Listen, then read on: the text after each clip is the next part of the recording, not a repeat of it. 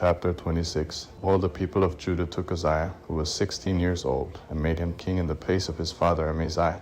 He built a lot and restored it to Judah. After that the king slept with his fathers. Uzziah was 16 years old when he began to reign, and he reigned 52 years in Jerusalem. His mother's name was Jechaliah of Jerusalem. He did that which was right in Yahweh's eyes, according to all that his father Amaziah had done. He set himself to seek God in the days of Zechariah, who had understanding in the vision of God.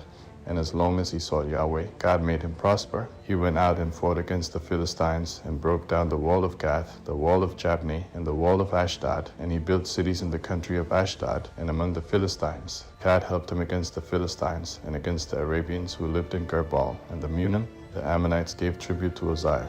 His name spread abroad even to the entrance of Egypt, for he grew exceedingly strong. Moreover, Uzziah built towers in Jerusalem at the corner gate, at the valley gate, and at the turning of the wall, and fortified them. He built towers in the wilderness, and dug out many cisterns, for he had much livestock, both in the lowlands and in the plains. He had farmers and vineyard keepers in the mountains and in the fruitful fields, for he loved farming. Moreover, Uzziah had an army of fighting men who went out to war by bands, according to the number of their reckoning made by Jael the scribe and Maaseiah the officer, under the hand of Hananiah, one of the king's captains. The whole number of the heads of fathers' households, even the mighty men of valor, was 2,600. Under their hand was an army, 307,500, who made war with mighty power to help the king against the enemy. Uzziah prepared for them, even for all the army, shields, spears, helmets, coats of mail, bows, and stones for slinging. In Jerusalem he made devices invented by skillful men to be on the towers and on the battlements, with which to shoot arrows and great stones. His name spread far abroad, because he was marvelously helped until he was strong.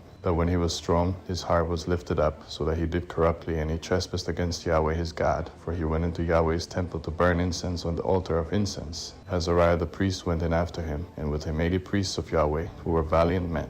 He resisted Uzziah the king, and said to him, It isn't for you, Uzziah, to burn incense to Yahweh, but for the priests the sons of Aaron, who are consecrated to burn incense. Go out of the sanctuary, for you have trespassed. It will not be for your honor from Yahweh God. Then Uzziah was angry. He had a censer in his hand to burn incense, and while he was angry with the priests, the leprosy broke out on his forehead before the priests in Yahweh's house, beside the altar of incense. Azariah the chief priest and all the priests looked at him, and behold, he was leprous in his forehead.